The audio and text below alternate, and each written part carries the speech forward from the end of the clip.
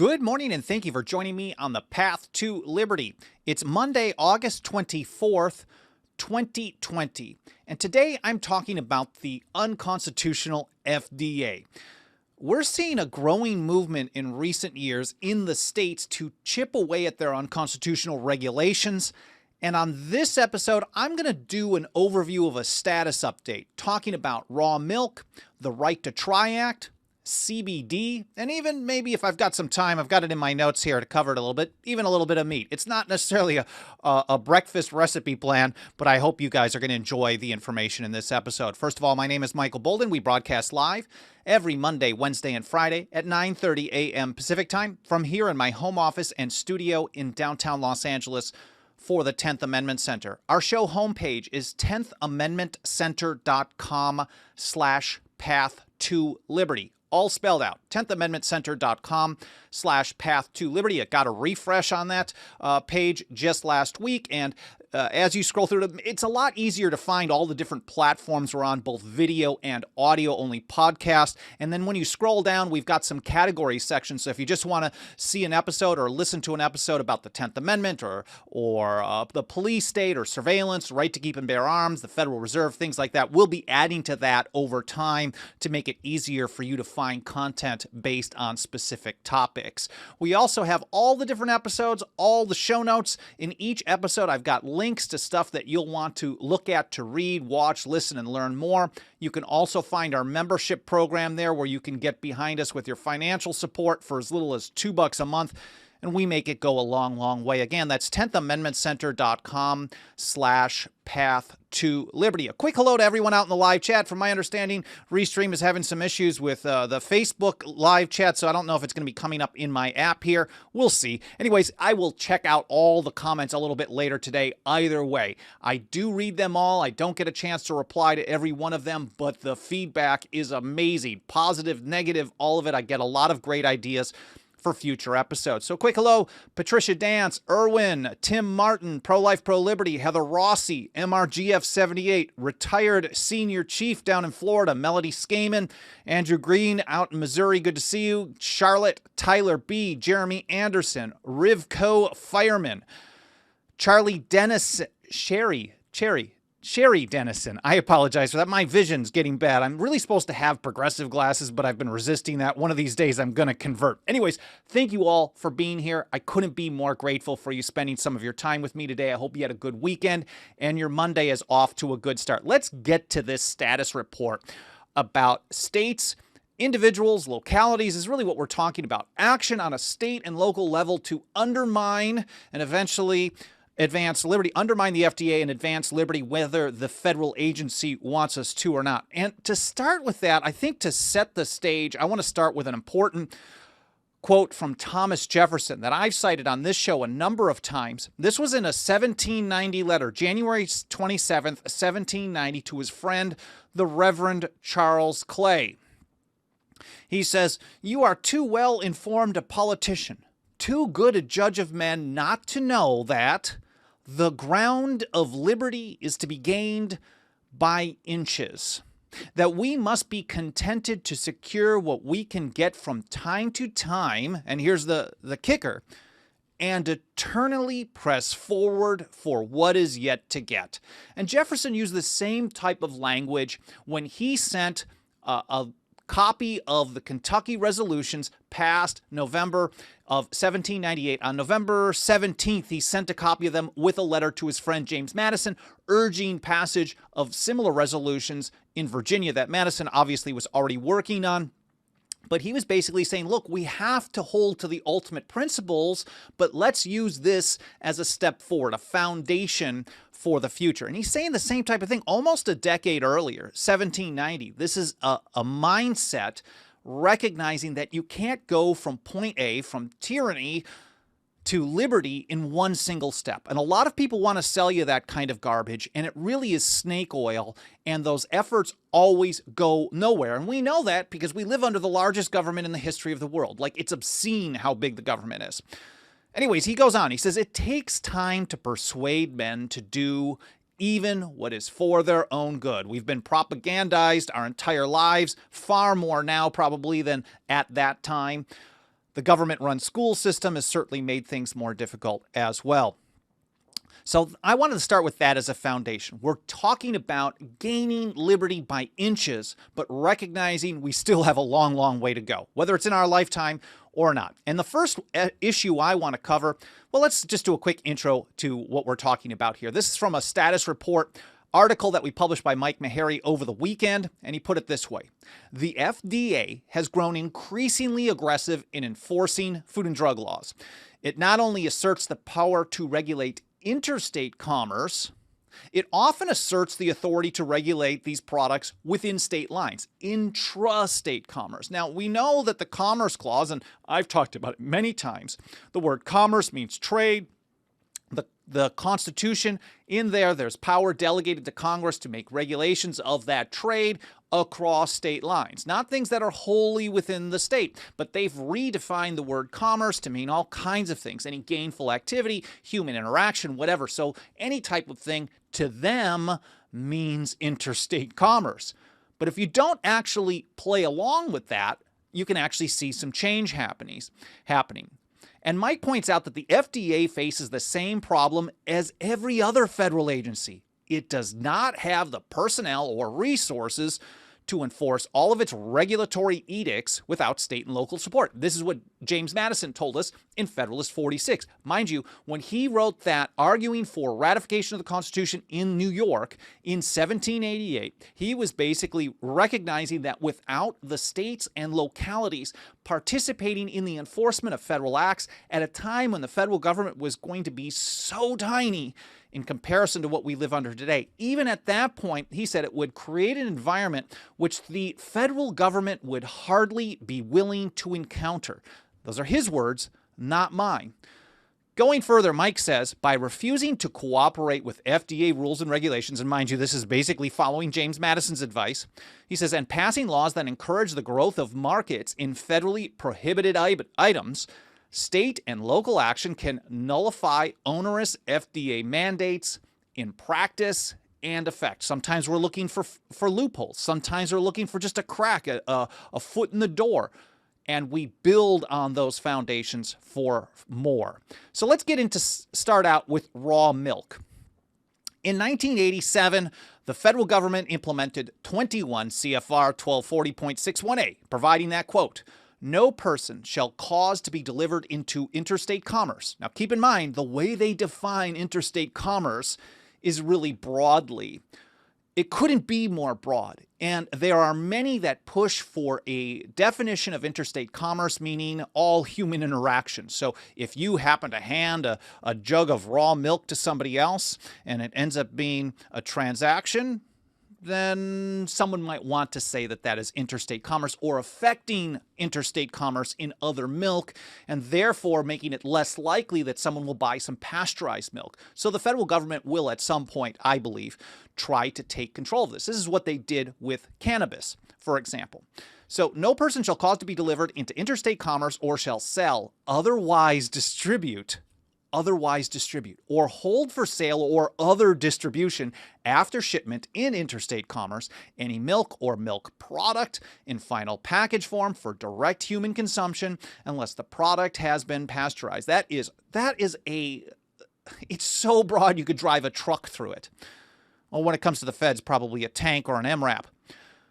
Mike goes on. He says, this is another article by Meharry that we published last summer. Not only do the feds ban the transportation of raw milk across state lines, that's one policy issue that we can actually debate whether they should actually have the ability to prohibit something across state lines. I would argue absolutely not. To regulate does not mean to prohibit. These are two totally different things.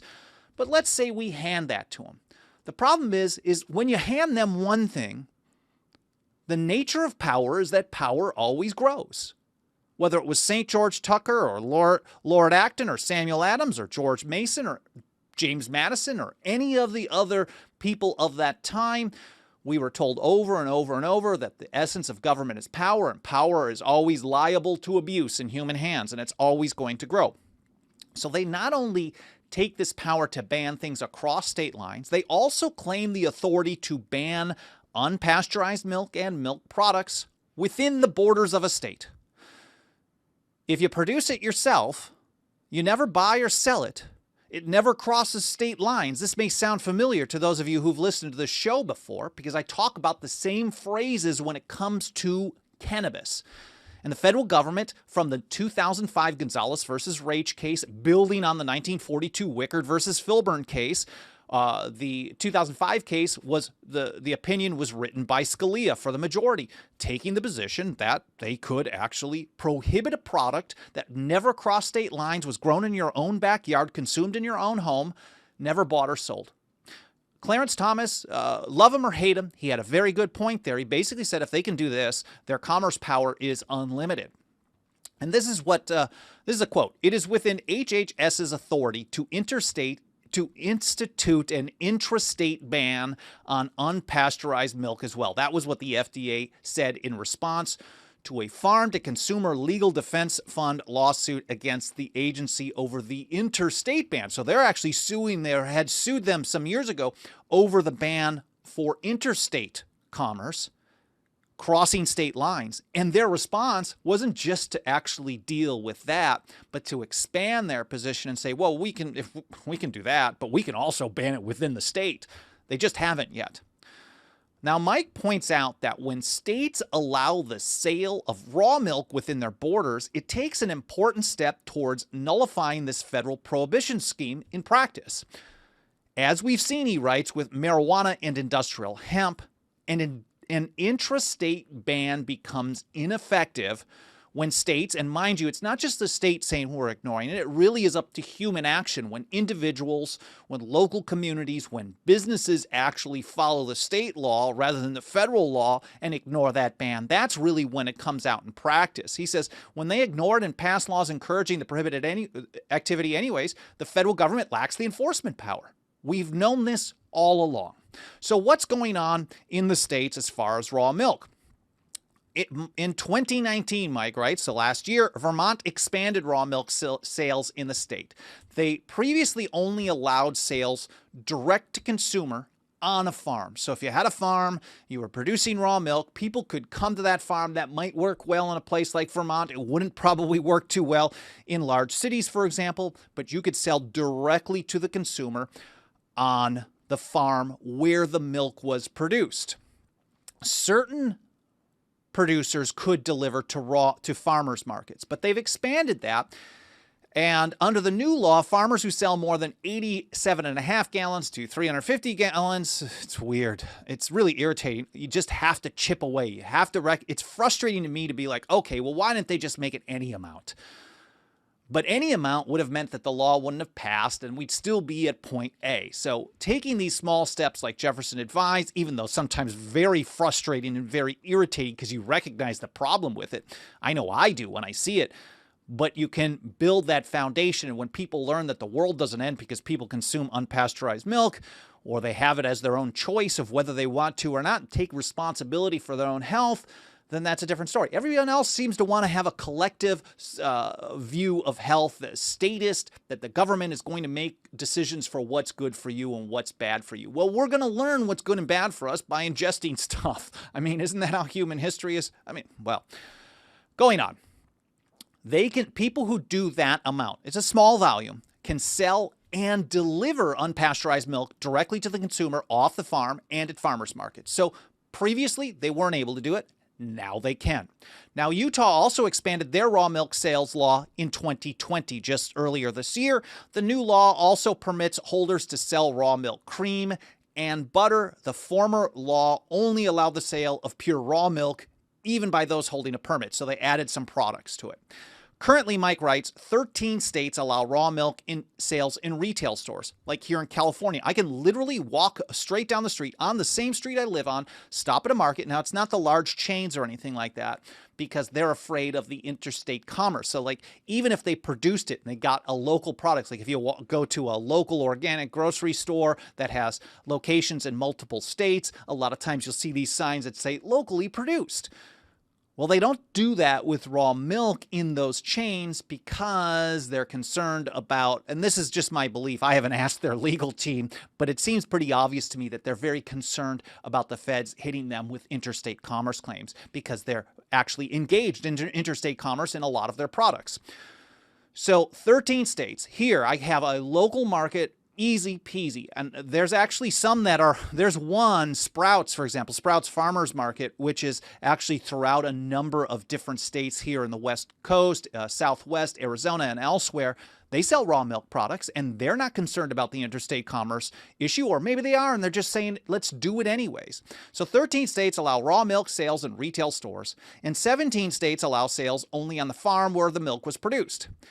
9 states have legalized herd share agreements, and I'll talk about herd share agreements here in a little bit. The next issue I want to cover, though, because I don't want to spend too much time on each one of these, is the Right to Try Act. You may be familiar with this because there was a federal law signed in 2018, it looks like May of 2018, where they finally passed it. I'm not sure when it was signed, probably a month or so later after that, the Right to Try Act on a federal level. A lot of people only heard about it for the first time because that happened. Listen to this. The Federal Food, Drug, and Cosmetic Act prohibits general access to experimental drugs. However, under the expanded access provision of the Federal Food, Drug, and Cosmetic Act, 21 U.S.C. 360 BBB, patients with serious or immediately life-threatening diseases may access experimental drugs after receiving express FDA approval. So if you are in serious or immediately life-threatening situations, the FDA says, well, you can come to us for approval to try something that some professional tells you might save your life and might kill you. And there's been a lot of situations where people were basically on their deathbed and they were told they were not allowed to try something. And many times something that was already being used in another country, but it didn't go through the whole process at FDA. So people die. People die. They aren't allowed to make a choice. Oh, I can think of it myself. Oh, they're giving me 60 days to live. And they're like, well, you got a 50-50 chance of this curing something. Would I take the 50-50 chance? I don't know.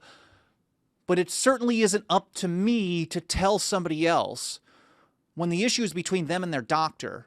It isn't up to me, or it isn't up to me to pressure government to get involved in that decision-making process. It should be up to the people, the doctor, the family, the healthcare providers. People have to be responsible for their own actions, and government gets in the way of that personal responsibility all the time. So Right to Try allows terminally ill patients the ability to bypass this expanded access provision.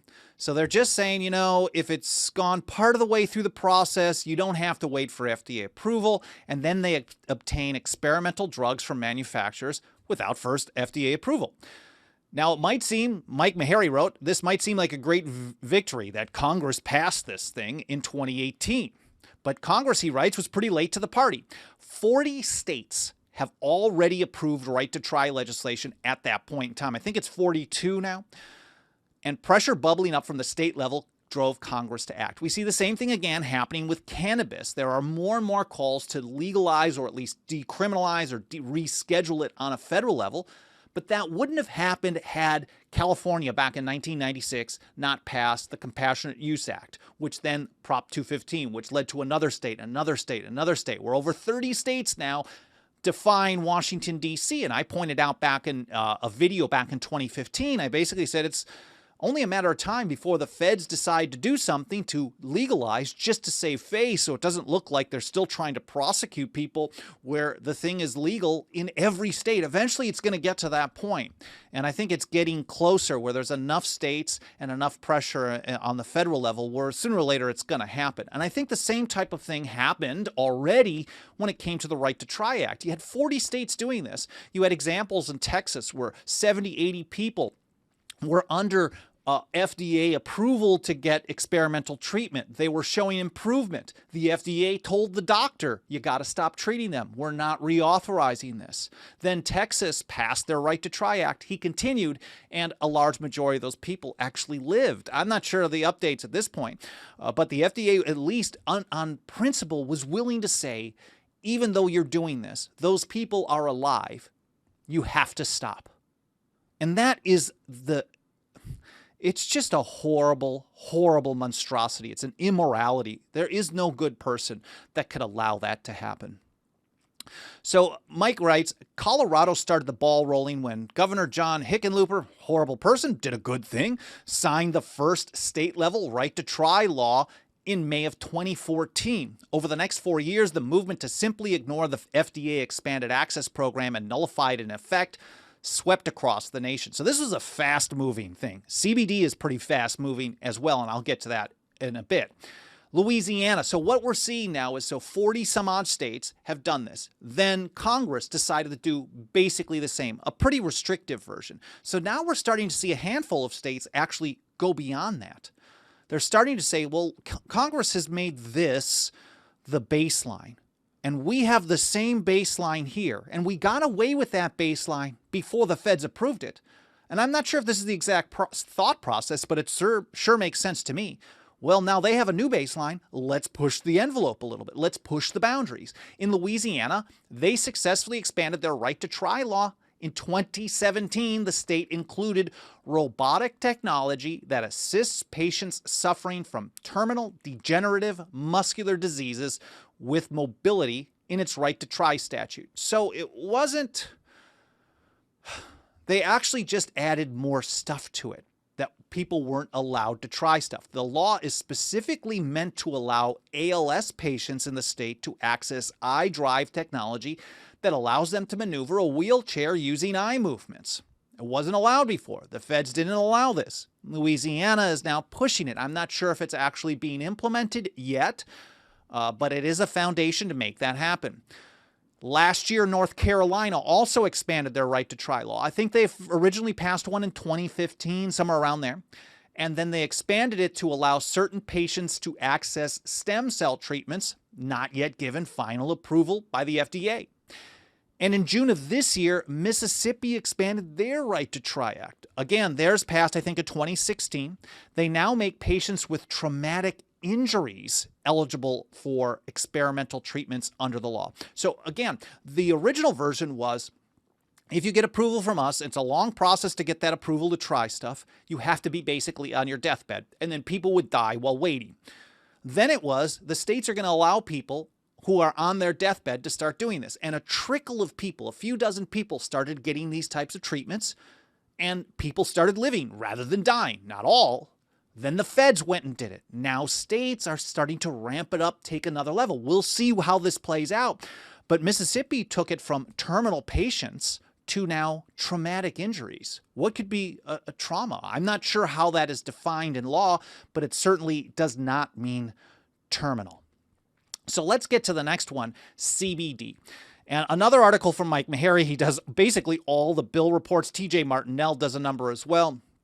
He says, with the passage of the Farm Bill, the 2018 Farm Bill, end of that year, the federal government now treats industrial hemp as an agricultural commodity instead of a controlled substance. While the DEA, he writes, will no longer have the authority to regulate hemp. So that has now been moved out of the hands of the DEA. The DEA was treating it like a controlled substance to enforce the Controlled Substances Act from the 70s, to enforce a United Nations treaty, all of which is unconstitutional and shouldn't exist in the first place. So we're not talking about the end game here, but we're talking about the ground of liberty being gained by inches. So we're actually seeing the Farm Bill as something positive. But that only happened after a dozen, 24 states had already started taking action on hemp, and then they did a follow-up. But that's another episode on its own. So Mike says, while the DEA no longer has the authority to regulate hemp, the provisions of the Farm Bill have no bearing on the FDA when it comes to hemp. So the FDA basically just kicks the ball over to the FDA, which I guess, I mean, they still do have armed thugs enforcement squads. It just isn't as large and aggressive and tied to foreign policy, for example, as the drug war. There is a section of that Farm Bill from 2018 that makes this explicit.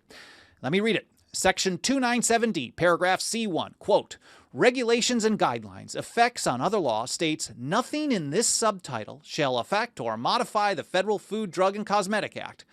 Practically speaking, passage of the Farm Bill does not mean that CBD is now federally legal in all 50 states, as some, in fact, almost all hemp supporters that I hear talk about this just make that claim. Maybe they just want to get that in the psyche out there so people are like, well, let's just get it. They're just saying it's legal. In fact, the FDA maintains a strict prohibition on the sale of CBD in the U.S. The most recent I have, and this is from the FDA's website. This is recent as of March of 2020. So just in the last few months, they finally had another meeting. They keep talking about this over the last basically year and a half. This was their statement. I've got it pulled up on the screen. I will link to this in the show notes so you can read it yourself if you don't believe me. This is what the FDA said just a few months ago. Quote, "It is currently illegal to market CBD by adding it to a food or labeling it as a dietary supplement." You can't. It's illegal. Totally. Doesn't matter. Intrastate, interstate, anything, according to the federal government.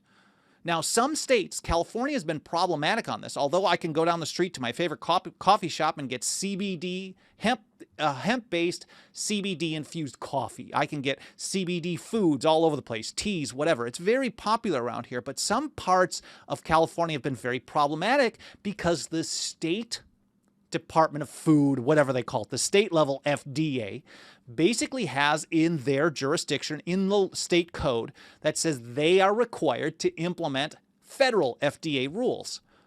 So as long as the state level is saying we need to enforce the feds, whatever the feds say, then there are some localities, and Orange County was pretty bad on this for a little while. They were going around to local markets, coffee shops, and busting people for selling products. But that kind of went away. I think it was kind of a scare tactic. But still, the federal government claims that it is illegal to put this in food or even as a dietary supplement. But it's still happening. There's thousands and thousands of products. It's available in large retail chains as dietary supplements. Cosmetics is kind of a gray area. But anyways, Mike writes, states can undermine FDA regulation of CBD. You're going to hear this is a repetitive statement. We can do this on everything. I'd like to see it happen on short-barreled shotguns as well. States can undermine this regulation of CBD by simply making it legal within their borders and refusing to enforce the agency's regulations. Over the last 5 years, at least 11 states have passed laws creating regulatory structures for the manufacture and sale of CBD. It doesn't guarantee that they're going to be able to defy the feds on this, but they create a framework that makes it very likely. Arkansas, Florida, Maine, New Mexico, Texas, Virginia, West Virginia, Wyoming, Ohio, Oklahoma, and New York. But he says 10 states, at least 10 states, have expressly authorized CBD as an additive in food products despite the FDA's explicit prohibition. So the FDA says you are not allowed to do this. And so far we've got 10 states at minimum now that have said, well, you can anyways. The most recent one was Virginia, which came this summer. It was actually after the feds, after the FDA specifically said you can't do it. Within a couple of months, Virginia said, well, we're doing it anyway. And maybe they're just not aware. We've actually found, as we're working on this issue, a lot of the legislators are not even aware. The governors are dumb. These politicians are idiots. They don't know. I mean, that's fine. I mean, sometimes they're really smart and evil, and sometimes they're stupid and evil, and sometimes they're stupid and they do the right thing by accident because it's popular, for example. But we basically kind of kept our mouth shut in any efforts to push them to know the right stuff, because if they're doing the right action without our engagement, that's even better. Anyway, so CBD. Now, one other thing, and I'll wrap this up here in a few minutes. I want to briefly talk about meat. We got to add a little meat to the end of this breakfast conversation here. If you watched my episode in May, you know that the Wholesome Meat Act of 1967 created a serious problem for meat supply chain. If there's ever a supply chain problem, and there was for a little time there, it's generally caused by FDA regulations that have created an environment where you went from about 10,000 meat producers down to like 3,000 or 4,000 over a period of a few decades. The reason is a lot of these regulations are ways to have the larger businesses put smaller competition out of work. They just shut them down because they can't afford it. And then the enforcement level, we actually learned from the late 60s, and early 70s actually, the enforcement action really focused on the smaller businesses. Now, maybe that was because they were actually acting as agents of like corporate lobbyists and helping shut down the competition, but maybe because it costs less to do enforcement on those businesses that have far less money to be able to fight it. So either way, the Wholesome Meat Act and the FDA has caused a lot of problems with meat supply problems and local choices. Now, in Wyoming, this summer, it was July of this year, there was 2 laws that actually expanded food freedom and helped undermine federal control over food, for example. One was House Bill 155 from Representative Tyler Lindholm, and this is another report from Mike Meharry. The new law allows consumers to buy individual cuts of meat through herd share agreements. The law is modeled on states that allow the sale of raw milk. Consumers pay the rancher a fee for a share in either an individual animal or a herd. So now you're actually a part owner. So you're not actually selling the stuff, you're just consuming your own food product. And this is really just a loophole. This isn't a direct nullification of a federal regulation that says you can't do this. They found a loophole which says you're not going to have local raw milk, you're not going to have local meat sale without specific regulations. And now through these herd share regulations, herd share agreements, they're able to do that. So they're basically saying they now can buy meat, or they can buy a share of a cow or some kind of an animal, and then have it completely bypass the federal inspection regime, nullifying the federal law in effect. Wyoming, Mike writes, was the first state to enact a comprehensive Food Freedom Act back in 2015. The law allows the sale of many food and food products direct from the producer to the consumer without adhering to the onerous state regulatory and licensing requirements, and in this example, even the federal licensing or regulatory requirements. Now, there is basically an exception in the federal regulation, but unless people start taking that action, no one's going to learn that it's not necessarily dangerous to have food produced in an area that isn't controlled by the FDA. They scared us back in the 60s, as I talked about in this episode, saying that there was all kinds of dangers. People were going to die unless the federal government created regulations about this. Well, producers and the market can do this, or if you really want government, it can be done on a state level. It does not need to be done in Washington, D.C., and I would argue that the federal government has no constitutional authority. And again, we're still talking about small steps, gaining liberty by inches. And I want to sum it up with this great quote from Samuel Adams, writing as Candidus in the Boston Gazette, October 14th, 1771. He says, "Instead of sitting down satisfied with the efforts we have already made, which is the wish of our enemies, the necessity of the times more than ever calls for our utmost circumspection, deliberation, fortitude, and perseverance." In other words, there's a lot more work to be done. These are small steps. We're gaining liberty by inches, but there's much more that needs to happen in the future. Looking over at the live chat, I really hope you guys found this interesting and educational more than anything. I hope you learned something. MRGF78 says, "Should the government ? And the answer should always be no. I've seen a lot of memes like that. It is really, really a good point. We really want to focus on market solutions, on the individual actions, but that may be different in each state. And if you try to force even that free market view on the whole country, what you've done is you've encouraged your opposition to force their view on the whole country. So what we want to do is decentralize all these decisions, and then people can learn much faster what works and what doesn't when you don't have a one-size-fits-all solution, which is one-size-fits-no-one for the whole country. Erwin Havranek says CBD is very effective. I use it pretty regularly. It helps with anxiety, with stress, with sleep as well. CBN is a sleep help that is probably not available in most states, but we can get it right here. Larry Clark says they killed all of our local meat processors. Yes, and that has been a long process, and I'm not certain. I don't know if it was lobbying or what it was, or if it was people who just like centralized control. But the end result is you've gone from 10,000 to like 3,000 meat processors, and there's very few small ones left. But we're starting to see that grow again, pun is intended. And things like this Wyoming Food Freedom Act and HB 155 that went into effect this summer will help open the door. And even though it is based on a loophole in the federal regulation, when people say, oh, you guys are now selling meat that is outside this regulatory scheme, people are going to die. And then when they don't, then maybe you could expand it further from that. And Erwin says, push hard on the loopholes. Absolutely. You got to find them every time you can to make an example, to show people how things can work. And so we always are digging for that. And this one wasn't even our idea, certainly. I'm certain it came from the Representative Lindholm there in Wyoming. And this is there's a lot of ranchers and local consumers there that recognize that this is an important thing. Bob Landry says, good morning from San Antonio. Larry Clark, FDA is unconstitutional. You got that right. Blue North Wind. Wow, YouTube delayed you on my phone. I'll watch from the beginning again. Yeah, the notifications aren't always great. That's why I think even though I'm not 100% consistent on this, sometimes I have to take a day off for whatever reason to work on another project, to do an interview, phone call, whatever it may be. Family issues. Not issues, but spending time with, sometimes I need some time with family. My brother lives locally now, so it's nice to be able to see him. Brother-in-law, for example, was around yesterday, but I got to get things set up.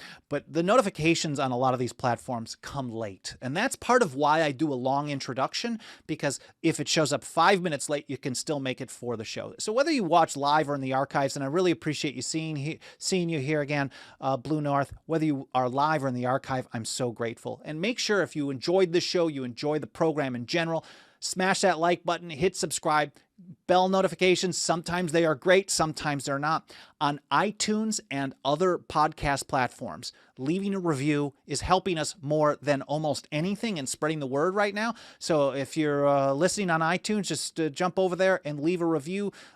Throw a few comments out there. It does help a lot. I'm very grateful for everyone who has left a review so far. Positive, negative, it doesn't matter. Just leave your thoughts. I'm very grateful for all of them. So far, they've basically all been 4 and 5 stars, so thank you very much. And of course, if you want to put your financial faith behind our work, get a membership card or set up a monthly membership program. You don't get the card on the monthly ones, but they're all very helpful. They start out as little as $2 a month over at 10thamendmentcenter.com/members. And of course, if you prefer to make a one-time donation, you're already a member, for example, or you just don't want to sign up as a member, it's 10thamendmentcenter.com/donate. Thanks again for being here. I'll read through all the comments later. You can email me, team@10thamendmentcenter.com. I hope you're having a great Monday. Your whole week is off to a good start, and I'll see you next time here on the Path to Liberty.